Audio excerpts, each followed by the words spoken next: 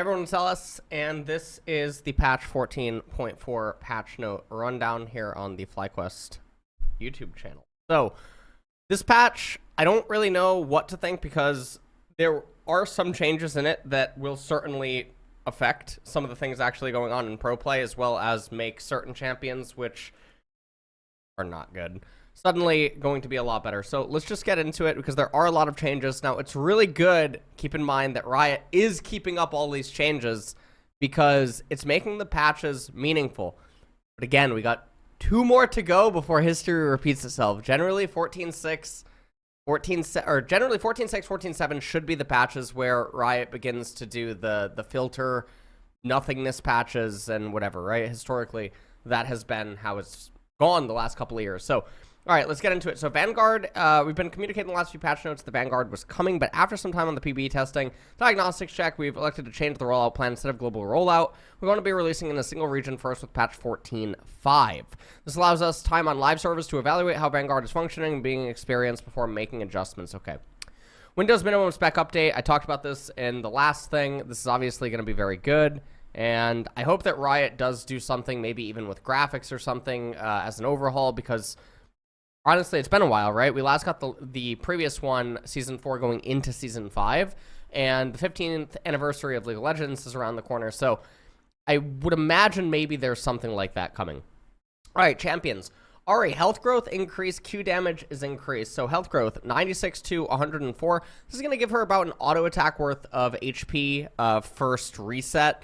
And then after that, yeah, maybe she's able to absorb an extra spell cast when she comes off of the reset. Orb of Deception, going to be 40 to 140, plus 45% AP to 40 to 140, plus 50% AP. So she's getting 5% ability power. The thing is that Ahri does not build a lot of ability power. Typically, she builds the utility items and stuff, and the utility items does not mean that she's going to ramp up to obscene amounts of ability power. So while this damage is nice, and you do have to remember the true damage that gets added into this on the return of the orb, it's not exactly what she's missing. I mean, the base damage is not there, which means that early laning is identical. Even, you know, first recall, basically identical. 5% is such a negligible amount of AP. It's not doing anything. There's no way this actually affects her wave clear, from what I know. So, yeah, I mean, Ahri's still the same thing. Aurelion Sol, the classic, guys. Riot, they come, they buff Aurelion Sol. He is turbo broken when they did buff him. They do hotfix nerf him, and what they do is they make him better for people that can't play the game and, you know, don't play the game at a very, very high level. And what ends up happening is, you know, he becomes the platinum monster that all the monster champions typically end up being, with the exception of, like, Aatrox, right? And I guess Bel'Veth, 2 of the monster champions that are able to perform pretty well in higher MMR. And Aurelion Sol being, obviously, I guess in that category of monsters in a way, he's delegated to being a platinum beast, you know? So basically Aurelion Sol, it is kind of weird. Now, obviously what I'm referring to with that is I don't just mean that he's only good in platinum. What I am trying to refer to is they try to basically make him a solo queue champion only, where he's just better in less controlled environments and he's better with players that are not playing the game in a really methodical way. So Q bonus damage, magic DPS is decreased. So Q Breath of Light, 60 to 100 plus 35% AP, 3.1% Stardust of target's maximum health, to 55 to 95. So he's just losing 5 flat. And then I guess that's it. Oh, he's losing 5% AP too. So remember, they completely tanked his W. Now his late game is also worse with the E and everything. So everything, yeah, I mean, Aurelion Sol, I just don't understand. I don't get why they do this to champions. When you're gonna buff a champion and then you're gonna hotfix nerf him to a worse iteration almost, or you're gonna make him oddly better for like worse players, that's not fixing the champion. I don't understand why Riot's knee-jerk reaction to that is to not just undo the initial buff and reset him and then go back to the drawing board. I think this is a way worse thing to do because now he just gets forgotten, and now he's in a worse state than he was in before Riot tried to bring attention to him. So that sucks. Bard, armor growth is decreased. Level 1 attack speed and attack speed ratio is increased. Passive bonus damage increased. Q damage is increased. Base stats. Armor growth is going to go down by nothing. Level 1 attack speed 0.625, 0.658. Okay, attack speed ratio is going to go up. Passive Traveler's Call, 35 plus 14 per 5 times, 30% AP bonus magic damage, 35 plus 10 per 5 times, 40% bonus AP. So, depending on how Bard builds, this will end up being okay at a certain point, because he's also getting 15% ability power on his Q. But yeah, I mean, 15% ability power on his Q, this guy has to build over 200 AP in order for this to, like, really start being... I mean, okay, so if you go AP Bard, you're buffed, all right, guys? That's the way that it is, all right? Make sure to tell Polypuff or Fevy Knight, whatever your favorite Bard player, or Latherus, right? That was you, Bard. AP Bard, that's the YouTube video. Anyways, W, Fiora attack speed slow is decreased, repose 50% for 2 seconds, 25% for 2 seconds. Really sad because it's already... now, I understand that this is not the stun, but really high-level Fiora players can just utilize the slow. They don't actually need the stun. So, it does feel a little bit bad, but okay. Illaoi, passive damage decrease. So, again, she's getting hit. 9 to 162 based on level, plus 115% total AD, to 9 to 162 based on level, 100% total AD. That's actually really big. Just losing... So, out the gate, losing 15% of your total AD, that actually hurts, guys. Like, even early levels, that is a big deal. 15% on her tentacles, right? Because she's slamming them so often, and then wave clear and, like, everything else. So, that is actually quite a sizable nerf, even though the number is in line with, like, stuff that I would normally scoff at. Jayce, base AD increase, W mono restoration increase, magic damage decrease, E now roots enemies on initial cast. 57 to 59, doesn't matter. W, lightning field, 10 to 20. And again, for people that don't realize why I'm saying that it doesn't matter. Now, for Jayce, obviously with his W and everything else that he ends up doing, some people might look at this and be like, oh, well, it actually does matter. I think at most, through resistances, you're maybe getting 15 to 20 damage in per reset or something, like in laning phase on a change like this, right? Maybe. And that's if, like, Jayce is in a bully lane, right? So I think with that in mind, ultimately what ends up happening is TDD is increased, total damage dealt. So the damage that you're dealing at the end of the game is increased. But his overall DPS is so I mean, in a team fight, it's not going to change anything. In laning phase, you can, you know, this gets into, like, you're going to play a lot of games for this to have a conversion, but yeah. Okay, W, lightning field, 10 to 20 mono restore to 15 to 25. That's actually a really big deal. That is a really big deal. You get the old rank 3 now at rank 1. Well, actually, it's even better than the old rank 3 on the mono restore. That's actually a big deal. Magic damage per second, 35 to 110 to 40 to 115. Yeah, I mean, these are nice. These are nice early laning phases buffs, which is actually, like, what Jayce really needs, because a lot of the arguments about Jayce in mid and top lane is that a lot of people can just resist him in laning right now, even though he's supposed to be, like, a lane bully and stuff. So, very difficult champion. I mean, that's totally fine. Thundering Blow changed, similar to Lee Sin's R route. Cassante, base health and mana increase. Q no longer slows during all out. Bonus armor and magic resistance ratio increase. No longer reduces minimum channel cooldown. E dash speeds and decrease. Guys, I really want to make a joke, but it's 2024, and even though I'm probably safe, I am not, like, how. Oh man. All right, listen, 570, 625. Okay, base mana 290 to 320. Like, this is such a disaster. He's in every patch. He is in every single patch. What is going on? Q and Tofo strikes. All out slows no longer slows during all out. W Pathmaker 50% to 85%. Bonus magic resistance 50 to 85%. All out minimum channel time. All out no longer reduces the minimum channel to 0.5 seconds. All out no longer reduces the cooldown to 18 to 12 seconds. Oh my god. Okay.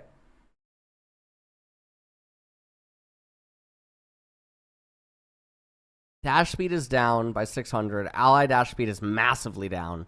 All out dash speed is also... Okay. Let's just all agree that Cassante is a problem.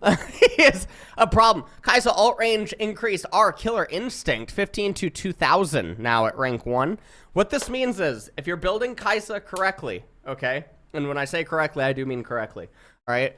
And I know it's been kind of like a meme. I haven't released the Kai'Sa video. The reason that I have not released the Kai'Sa video is because I wanted to see if this change would go through. So when I saw this on PBE, I actually held off on releasing the Kai'Sa video because now it changes some of the audio that is going to be in the Kai'Sa video. Key point will be now that you no longer put additional points in R at level 11. So now you'll just go 1 point in R at level 6, and you will skip a point in R at level 11, and then you'll also go skill elixir tonic, or, the tonic thing, and you will just max out W really fast. And the build that you'll end up doing, for those that, are waiting on the video and whatnot, is you will do Monomune into Luden's Companion, into Crypt Bloom, into Leandri's. And then after that, it'll...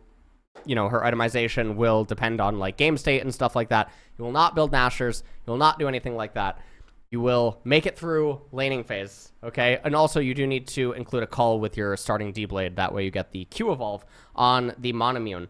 And then what you will do is you will play from 4,000 range away from your opponents, okay? Quite literally almost 2 screens, and you will shoot Ws on 3-second cooldowns. And you will laugh at the counterplay. And if you try to, like, play traditionally and you play on the same screen as your opponent and, your team just takes standard team fights without letting you shoot, 8 Ws prior to a team fight and mortally wounding the opposition before they can even actually engage the fight or start the fight, well, yeah, then I mean, it doesn't make any sense. I mean, we don't slam... Teferi of Dominaria and try to also play simultaneously a creature deck, okay? It doesn't make any sense, all right? So when you intentionally play a theme or an archetype of a champion alongside pairings that is not what it wants to do, then yeah, it's going to look significantly worse. But Kai'Sa is absolutely Exodia the Forbidden One. There is no stronger champion in the game when Kai'Sa is at 3 items... And even at 2 items, because she can just do the Luden's Companion with Monomune, she is easily, just off the top of my head, she's in top 5 without me even, like, considering is there actually a stronger champion. And I have 3 items. It is no contest. There is individually no more powerful champion in the sense that the things that should be able to beat Kai'Sa cannot beat her when she gets to 3 items. And obviously in competitive, the types of things that would beat AP Kai'Sa or her going this type of a build, etc., is dragon stacking, because you have to attack it before she can come online. The problem with the Monomune and the Luden's Companion build, though, is it allows Kai'Sa to try to stand up to you at 3rd and 4th Drake, which means that there is going to be a battle for 3rd and 4th Drake. Historically, last year, when Kai'Sa was being very prevalent with the AP builds and people would do the dumb Nasher stuff, and they would do all that good garbage, Kai'Sa would not get her items until 25 to 27 minutes, which means if you had a dragon stacking team composition, you could force Soul by 21, 22 minutes, and that's before Kai'Sa came online. And so that was her weak point. And it's basically like trying to stop Thanos before he puts on the Infinity Gauntlet, except now Thanos found a way to put on the Infinity Gauntlet at 2 items. So that is it. Kai'Sa, best champ in the game at 3 items, and easily one of the best in the game at 2 items, just on how to play the AP variant and backping your teammates. Kalista, passive bug fix, E damage is increased. Passive, Martial Pose. Martial now gains distance with basic boots of speed. E rend. Physical damage 20, 30, 40, 50, 60 plus 70% AD, 20% AP, to 10 to 50 plus 70% AD, 20% AP per stack unchanged. So this is, okay, this kind of sucks, but, losing flat base damage on the Ren, not the end of the world, so that's okay. Lulu, Q second bolt damage increase, E magic damage and shield value increase, R bonus health increase. This is a really big buff to Jinx, because Lulu is one of Jinx's best friends. It's also a really big buff to Kog'Maw, in a way, just anything that can really help them out inside of early laning phase. Now, the shield value is extremely minuscule. Now, when you get 3 points into it, this is where it's really big. Now, historically, a lot of Lulus, they would go Q to 3 and then max E. So you wouldn't actually see this until later on inside of the lane. 25% of the primary bolt, 50% of the primary bolt damage. This is really good for, like, mid and top Lulu. So the Q change, really good for mid and top Lulu. I guess it's also okay for like Lulu Aphelios or like a lane like that. This type of a change could be impactful. Our Wild Growth, no, it's not Druids. Bonus health 275 to 575 plus 45% AP, 275 to 575 plus 55% AP. She doesn't have a lot of AP unless she's playing mid or she's playing top and going AP Lulu. And even if she is, I mean, 10% power is half an auto attack in a team fight. Like, it's so negligible. So yeah, it doesn't matter. Maokai base armor is decreased. Q damage decreased. R root duration decreased. 39 to 35. So this really hurts top lane Maokai. Q Bramble Smash 70 to 270 plus 2 to 4% of the target's maximum health, 40%. To 65 to 265 plus 2 to 4% of the target's maximum health plus 40% AP. So, I mean, he loses 5 base. These are all top lane Maokai nerfs, right? Maokai is currently the best support in the... Okay, this is support Maokai nerfs, which does not... this is fake. This is all fake news. How many Bramble Smashes are you landing on your opponents, guys, in laning phase? In bot lane, how many Bramble Smashes are we laning? Could your AD carry have just spaced one auto attack better? Yes? Okay, great. Then this is a fake... It's such a fake nerf. It doesn't... This does nothing. This is not what makes AP support Maokai good. Our Nature's Grass 0.8 to 2.6 seconds on the root duration based on distance travel to 0.75 to 2.25. Now, the max one is actually longer. This doesn't really matter, though. I'm really hard-pressed to think of a situation where Maokai's R hits you and then it releases and you are able to ever run. Even if it was like 0.3 seconds faster. Like, I'm not seeing it, guys. I'm not seeing it. Rek'Sai, all abilities adjusted. So she is totally reworked. Now, I saw some of the Rek'Sai solo queue enthusiasts on Twitter saying that Rek'Sai is going to be really good now. I do not think that's necessarily the case, but 335 to 3... Let's read through all the changes. 335 to 340, base health regeneration is down massively. Health regeneration growth is also down massively, so top lane Rek'Sai gets hit through these. Sure. Passive Fury of the Xerxai, maximum healing 10 plus 2 to 10% based on level maximum health to 12 to 20% based on level maximum health. Okay, so this oh, never mind. Okay, so it undoes. Okay, that's fine. Pure regeneration from non-champions. Attacks against minions, plants, and wards for 50% less fury. Okay. Queen's Wrath, unburrowed. Attack type. Queen's Wrath now functions as a basic attack instead of a spell, meaning total attack time and time between attacks is based on Rek'Sai's actual attack speed. This also means that you don't have to smite, right? Banshee's Veils and Edge of Nights. Oh, no, I'm an idiot. Yeah, I mean, well... okay, it's fine. What's attack speed? Queen's Wrath now grants 45% attack speed for its 3 attacks. No, this is a result similar feeling attack flow to the old... Okay, Q Prey Seeker borrowed. 12 to 10 seconds to 10 seconds at all ranks. That's... I mean, it's nice, but whatever. I mean, massive buff for AP Rek'Sai. Damage, 60 to 200 plus 50% bonus AD, 70% AP physical damage to 50 to 170. So it's nerfed heavily on the physical damage. And it gets... All right, so it's nerfed 30, and then it's given a 5% bonus AD. Guys, you... What? Wait. This doesn't make sense. This doesn't make sense. How... Wait. This doesn't make sense. They nerf it 25% bonus AD? They nerf it 25% bonus AD and nerf 30 base. I have a feeling this is 25% base, and this is a typo. Because it's highlighted. See how it's white? I feel like this is a typo. I want to imagine this is 25% base. I don't know. Oh, okay. Yeah, okay. W burrow. Bonus movement speed while burrowed 5, 10, 15, 1, 6, 11 to 5, 10, 15, 20, 25. Wow, she slithers a lot faster now. That's pretty cool. That's pretty cool. And also, she gets access to the slithering a lot faster. So that's really good. Vision radius also increased. Okay, cool. W unburrow. Unburrow now knocks up all champions for 1 second, not just the primary target. That's a really, like... That's going to be really rare that happens in a competitive game, but okay. Run. Unburrow no longer slows enemies for 40% for 0.5 seconds post knockup, okay. 50 to 190 plus 80% bonus AD physical to 50 to 150 plus 80% AP. What?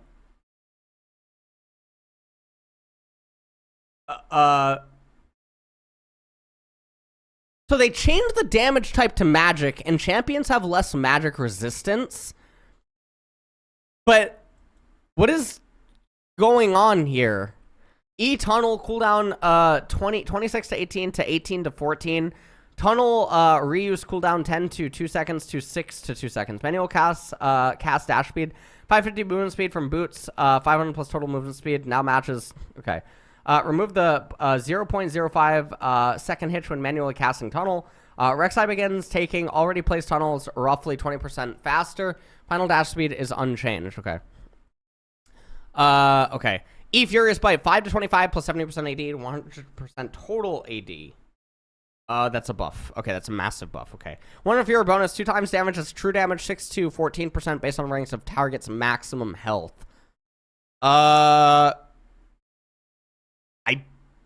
wish I knew I wish I actually had the math on like what champions this would probably be good against. Okay. So it's 100% total AD. So this is a buff, and then 6 to 14% of target maximum health, but it goes through resists. So I guess it depends on who you're hitting. Cooldown 12 to 10 seconds, comes up more often. E now displays a cosmetic critically. Okay. Void Rush 100. All right, physical damage. So Void Rush 100 to 400, 175 bonus AD, 20 to 30% of target missing health, 100 to 400 plus 100% bonus AD. What is going on?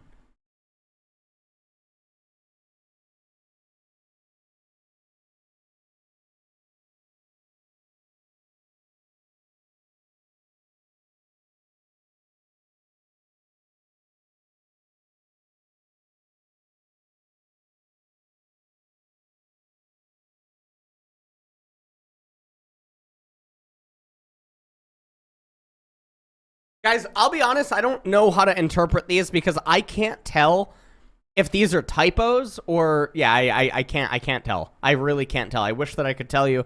I can't tell. Things just are not making any sense. Like just 75% bonus AD just ripped from the ability. Like what are we?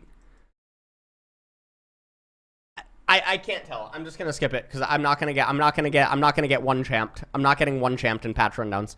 All right. Renekton, Q healing increased, E cooldown decreased, R bonus health increased. All right, Call to Meek. 12 to 36 plus 15% bonus AD to 12 to 44 plus 17% bonus AD. So he gets 2% bonus AD, and he also gets a flat 8. Okay, so he's getting his healing back, which makes him a lot harder to move. That is going to be really good. Okay, yeah, I mean, champion healing. Oh, champion. Never mind. I thought this was a total healing. All right, wait, never mind. This is fake. Oh, it's so fake. 2% bonus AD, guys. Renekton gets 100. He gets like 100 bonus AD at 2 items, guys.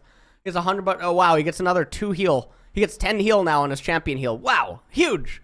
E slice 16 to 12, 16 to 10 seconds. All right, that's pretty big.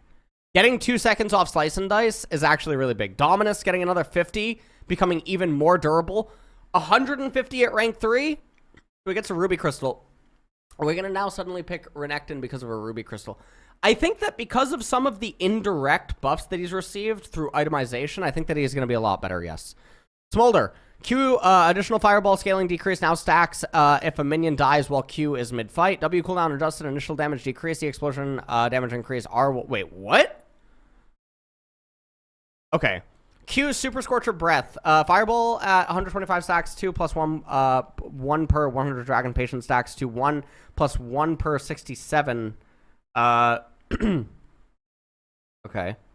Okay.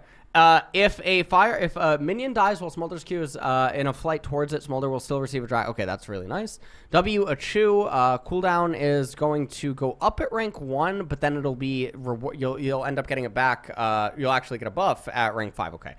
70 to 150, 25% AD, 35% AT, 50 to 170. So okay, initial damage is massively up later, but nerfed early, and the AP is now nerfed on it. Now this is actually really big because this is how you should be building Smolder anyway. If you're building Smolder with like AD items, you're griefing.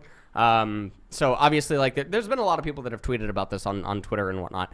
Explosion physical damage 25 to 85 plus 65% AP to 25 to 85 plus 25% bonus AD and AP. Okay. So 65% AP. So now the explosion damage also contains AD, and the AP got buffed 15%. So the AP got buffed on the explosion, but the initial damage is down 15%. So no matter what, I mean, I think this is totally fine. Our mom, Smolder's mom, will no longer stop if Smolder dies, but she will be very angry. Shame on you, true. Soraka, okay, this is, all right, interesting. This is disturbing that they're actually doing this. Passive movement speed is increased. She gets 20%. She gets tier 2 boots extra on top. What is going on? She's already nuts, by the way. She is actually already nuts. Soraka is really... I'm actually trying to see where I had her in... Yeah, I had her in an S tier counter. I mean, this is just gonna move her up. Q Starfall total heal 50 to 110 plus 30% to 60 to 120. So she's getting an extra 10. Now think about how many times she hits you with this in laning phase. She's probably getting a potion in laning phase. I don't think it's unreasonable to say that, like, per recall, Soraka lands, like, you know, 10 star calls. I don't think that's unreasonable. Okay, so Q Equinox now silences enemies in the air instantly rather than after a variable delay. This is actually very big. This is actually very big. Our Wish, the cooldown going down by 10 seconds. This doesn't really matter. It's a conditional ultimate, so it doesn't matter. This is fake. But the Q and the passive changes are really good. Thresh, base armor increased, E damage increased, R cooldown is decreased. So Thresh is getting a lot of love, by the way. With the changes to support itemization, Thresh is falling off faster in mid-game than he was in the previous seasons. Well, he's falling off faster in the mid-game than he was in previous seasons because a lot of champions have gained access to their own types of mobility and disengage and all these other types of things. And the things that Thresh was actually particularly good at is just, like, not being that great anymore. And then also the durability patch ended up coming out and a bunch of other stuff. So if you want Thresh to actually just be good again, you need to give him actual threat inside of lane. You need to actually make it scary if Thresh hits.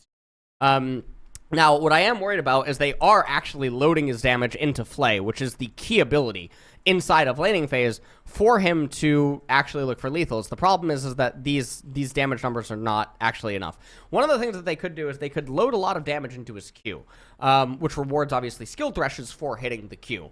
And that would make it actually live up to its name, which is Death Sentence, and, you know, you could then maybe start to have Thresh come back. The thing is that Thresh is an answer and a response to Enchanters, or he's supposed to be. But the problem is that because of his current setup and the way that the game currently is, with all the different types of champions, etc., Thresh's threat on Enchanters is actually not high enough for him to be legitimately viable. Now, I will say, though, that along with Lulu, now Thresh has been buffed. These are both two of Jinx's best friends. And Jinx is absolutely one of the best AD carries in the game, and just no one's playing her. There's a fade, attack growth decreased, W blue card damage decreased, E damage is decreased. Okay, so attack speed growth is down by 0.5. Pick a card, 40 to 120 plus 100% AD, 115% AP, to 40 to 120 plus 100% AD, 100% AP. So he's losing 15% AP. So this doesn't do anything for the full AD or like the attack speed like crit builds, but it does do stuff for the AP-centric builds, which some people are obviously playing, I think primarily in Europe. And so, you know, that's that. E stack deck, bonus magic damage 65 to 165, 75% bonus AD, 50% AP. To 65 to 165 plus 75% bonus AD, 40% AP. Okay. 10% off the AP. I mean, not the end of the world. Not the end of the world, guys. Not the end of the world. Especially in early laning here. Stuff like that. Not the end of the world. Varus, base AD is decreased. Fake news. Okay. Volibear, Q bonus movement speed decreased. E cooldown decreased. R disable duration decreased. Cooldown, etc. This is all fake, by the way. I saw a lot of people on Twitter. I feel really bad. Shout out to Brian Kibler. Said that maybe he would play WoW again, or not WoW.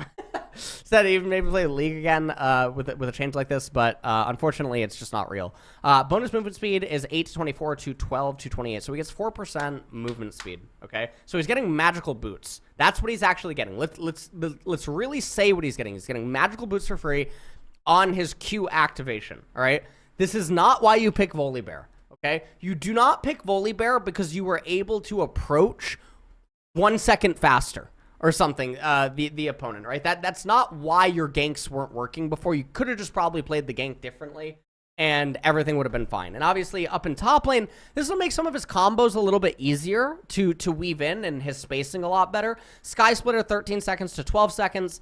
Again, I mean, you're casting one, you're doing it on combo, which means that it's conditional with other abilities and spacing and stuff. This is all fake. Disable on the turret duration actually gets nerfed. Cooldown is going to go down by 30 seconds. This will make it so that he has it up in laning phase at least almost every single, second. Now, the thing that I do worry about is, again, pro players' interpretation of what these changes actually mean. You're getting magical boots, okay? If you started the game with First Blood on Volibear, all right, and you somehow were able to recall and buy boots, would you now say, like, the enemy just can't play? I have boots on Volibear. You're not even getting boots, by the way. You're getting magical boots. Okay, you're getting 10 MS, all right? You're getting the passive of magical footwear. It's so gross. I can't. I can't. Okay. Unstoppable is a really big change, though. Okay.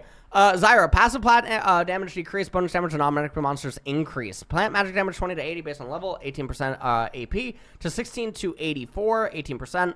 Bonus damage to non-epic monsters, 40 to 100, to 60 to 100. Zyra jungle is already good. Yeah. So, I mean, Zyra jungle is actually already good. Let me see where we ended up. And also, again, I think I'll probably release the audio for some of the discussions on Patreon today, and then 14.5 tier list will go out in probably like 2 days on Patreon. Okay. Black Cleaver. So let's see. We had Zyra.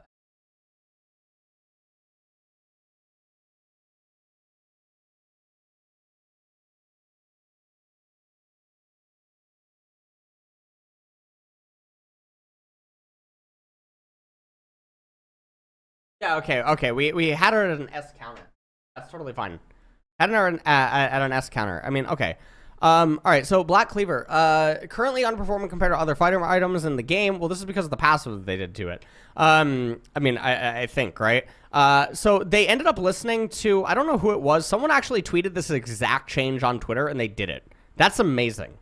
Carve armor reduction per stack 4% to 5%. Maximum carve stat 6 to 5. 24% to 25% maximum armor reduction is, I mean, these are all like, okay, so, oh, what was that? I don't know. Okay, these come online faster now. So you shred armor faster, and then it comes online faster. Forever bonus movement speed, 20 melee, 10 range, to 20 for all champions. That's good for range. That's really good for Graves.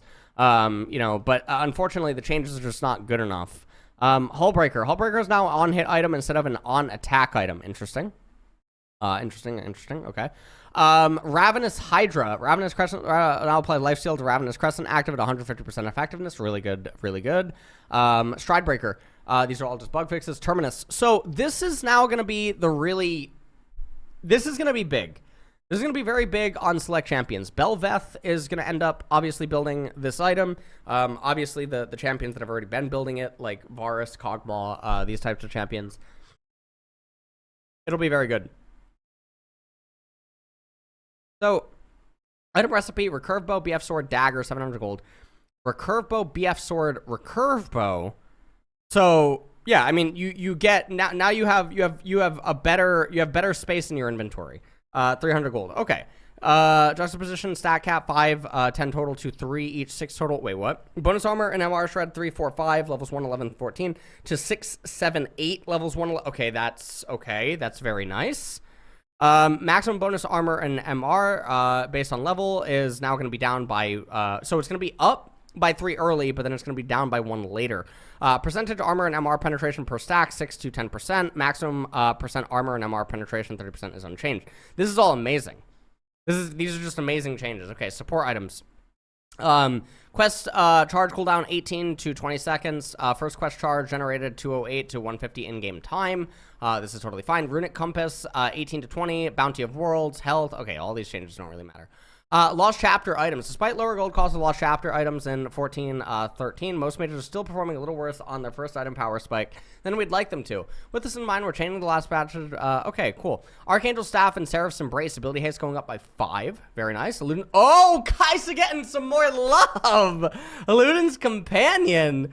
All right. Another 5 ability haste for this item. Malignance going up by 5. Runes, lethal tempo, melee and attack range per stack, 9 to 13.5 to 5 to 16%. Very nice for this rune change. Damage done, total max health gained. Okay.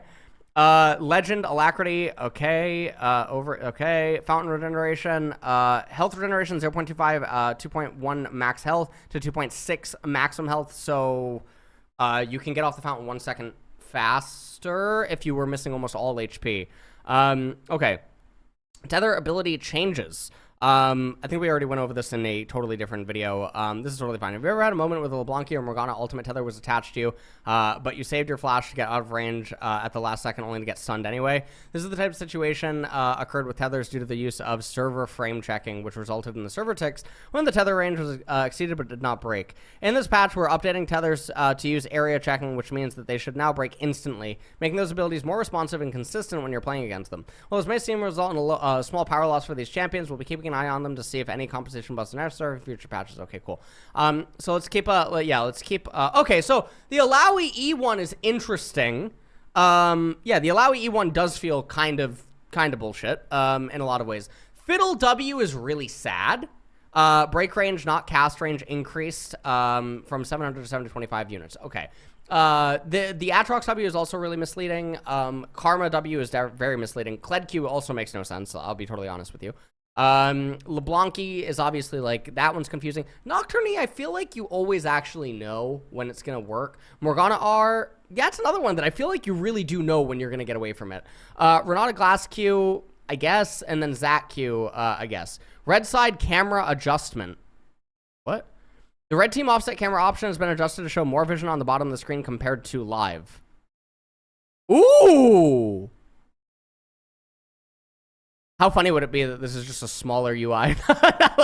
This is intended to increase visibility. Okay, that's very, very good. ARAM balance changes. Now, also, I do want to say something because I got a lot of DMs about this. I saw the Nidhogg video, okay, about the camera thing, and I was watching it and I got very upset, all right? I got extremely angry that I had not realized what he was saying in that video somehow sooner, because it is a core integral part and also even a forced mechanical like practice method from the StarCraft and Warcraft 3 days. And it makes total sense. You owe it, like, I'll probably do a reaction video to that later. I can't believe that this is my 10th season in League, and what he talked about in that video never dawned on me. It I just never actually. Now, I have talked about using the arrow keys before. I know that I've talked about this in videos where in team fights, when you're about to do an engage, I would actually talk about picking up your left hand, doing the arrow key, and then moving them to keep your mouse center. Never dawned on me to remap. And obviously, I don't talk about the arrow keys enough, so like only like probably like a small percentage of like viewers or something will actually know what I'm talking about in regards to that, where I would talk about arrow key usage and then using the pinky to re-spacebar. And if you don't know how to do that, obviously you do this and then use the spacebar. I don't know if it's going. And if you don't have like mega gigantic hand, now it's a little bit awkward because I'm holding. You do spacebar obviously to recenter cam. Now, okay, also, yes, I understand that this is not going to be viable for most people. I think my hands from the base of my palm to the tip of my middle and index finger, I think is 25 centimeters. So I do have abnormally large hands. So, you know, and also, like, I think another thing that he talked about in that video was, like, F keys, but you can just... difficult. With my palm way below the bottom of the keyboard. So, like, I understand some of the stuff that he talked about in that video is not going to be possible for, like, everyone without remapping, but, yeah. Video was really good. Would recommend checking that out. And then I think there was, like, a 2-hour debate on it, although I wouldn't really, like, call it a debate because I don't think that... it wasn't conducted sort of like... well, I mean, yeah, I don't know. Anyways, ranked LP games, this is totally fine. The changes to the game players below Emerald, plus 28, etc. We'll be running back to plus 25. Win-loss make climb a bit more consistent, reducing the players again. Okay. Quick play, Clash, Shurima, Mythic Shop, rotation, bunch of bug fixes, and now skins. This is the longest patch rundown I have done. Is this Aurelion Sol? Wow! It's Aurelion Sol. Oh my god, how? This is why they buffed him 2 patches ago. They had a skin coming out. Oh, what a beautiful skin. This is actually amazing looking. I can't even imagine how pretty this must look in game. It's such a shame that the champion just got, like, kneecapped. This is a really cool skin. Who is this? Wait, is this Aatrox? Is this, like, human Aatrox? Wait, I actually don't even know. Turn the mirror. All right, honestly, he's kind of, look, he's kind of looking... He's kind of looking like the Yasuo from the LoL cinematic still here, except this is Tryndamere when he's really old. Okay. I wonder what the red things are. Why? What's going on? Why can't I? All right, the Garen skin must look absolutely divine, by the way. This Garen skin must look amazing. Wait, is there an image of it? There's not. All right, Victoria's Tryndamere is obviously really good. Wow, dude, it looks so pretty, this skin. I mean, he kind of looks like an old Yasuo, but, like, obviously, like, size matters. You know? Never believe anyone that says that it doesn't. Size absolutely matters. Okay, so Graves, I mean, he's playing with his balls here. Might have had his way with Syndra lately. I don't really know exactly what's going on. Yeah, I'm not totally sure. She looks like she just got finished off over here in the bottom right-hand corner. I don't even know what is going on. Holy, it looks like he's about to put his balls in somewhere. I don't really know where this is going. Okay, and speaking of not knowing where this is going, I never would have anticipated a Porcelain Morgana. This skin's not doing it for me. Aesthetically, this is a beautiful skin line. This is up there with Winter Blessed for being one of the best skin lines in all of League of Legends, but yeah. Okay, what is this? Porcelain Misfortune. Really pretty skin as well, just absolutely gorgeous. It's starting to have like a Mortal Kombat feely vibe to it with some of these female characters, and that like a lot of their armor and stuff just looks very, very, very similar. It reminds me of the female ninjas from Mortal Kombat. Oh my lord! Now, what I really do like is shout out to the people on Twitter that showed that this is actually how this works. And obviously this is a non-traditional pose. But yes, it is perfectly possible to make an appearance look like this with this dimensions and stuff. So really, really, really pretty skin. This looks like Chun-Li almost from Street Fighter. Really, really, really pretty. Oh my, Griffin's never gonna shut up. Oh my god. Oh my god. 0.68. Oh, 0.68. This is the prettiest Kindred skin I think I've ever laid eyes on. This is absolutely insane. Seeing her in the water right here, this almost reminded... I don't know why I'm thinking of Titus and Yuna from Final Fantasy X. This is divine looking. This is absolutely gorgeous.